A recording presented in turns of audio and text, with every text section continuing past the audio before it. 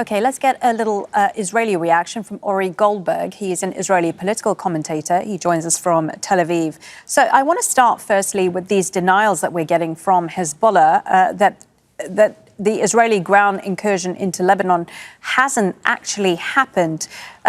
Could Israel be lying about this?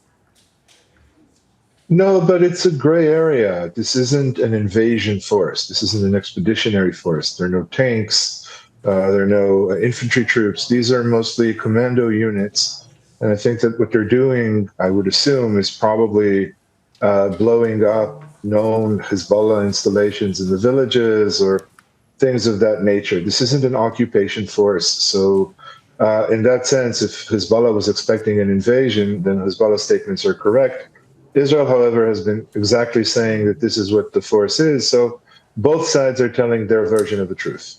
We've also seen the airstrikes continue from Israel to various parts of the region, including Syria and even a Palestinian refugee camp in Lebanon. What do you think Israel's game plan is here? I don't think Israel has a game plan. I think Israel has a list of targets that it has meticulously prepared, certainly since 2006, but it is likely updated on a daily basis. And I think Israel is now seeing a chance to hit as many of those targets as it can, including Palestinian faction commanders in refugee camps and ammunition dumps in various parts of Lebanon, as well as whatever else might be of interest. In that sense, this is SOP for Israel. It's exactly what Israel does in Gaza, or at least did in Gaza before it destroyed Gaza. Every time Hamas fired rockets or feigned unrest, Israel would hit these positions. Israel has what it calls target banks. They have thousands and thousands of targets on them. That is what Israel is doing. How real is the danger of mission creep, that this ground invasion could end up with a situation where the Israeli troops are permanently stationed on the northern border indefinitely? Is that something Israel wants? I don't think that's something Israel wants. I think those Israelis who support the war, and a lot of us, I think they would probably say that's something Israel must have, at least for the time being, because otherwise Hezbollah would be too close to our border. I wouldn't put it past Israel to think of this incursion as a ploy for future negotiations, for a deal that will include both Gaza and Lebanon. But right now, what Israel wants most urgently is to broadcast to its own citizens, to those Israelis who were almost forcefully evacuated from the northern part of Israel after October 7th, that it is safe to return home.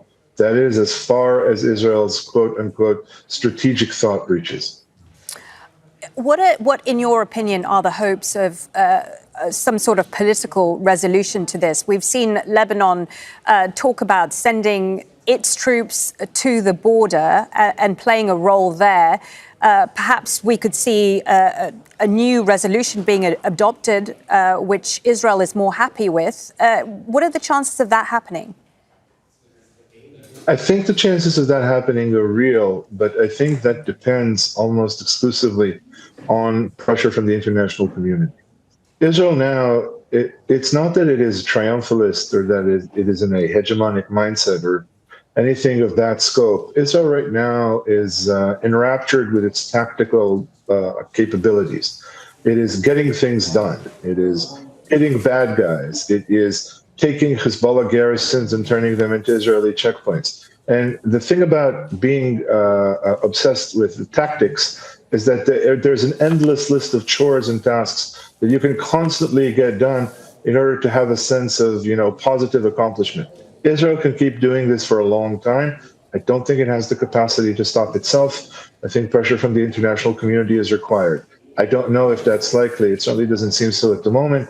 But the temporal physics of these conflicts in Lebanon are already well known and established. I would assume that talks are already underway. Lebanon is a country that is on its knees economically, and obviously the more Israel attacks it, the more chance of it turning into a failed state like we've seen in Syria. And we've seen in previous situations in other Arab countries, when there's a political vacuum, militant groups can spring up. Is that really what Israel wants on its border? Well, of course it isn't, but then again, I think this But your there's a question real risk of that, demonstrates isn't there? my. Oh, sure, but I think your question demonstrates my basic assumption, which is that Israel isn't thinking that far. Israel isn't thinking far at all. Israel is doing what it feels that it needs to do without any sort of regard for future implications or consequences. I think if I was to ascribe to Israel some kind of forethought, I would think that Israel looks at Lebanon and says Hezbollah was the only militia powerful enough to take over the country.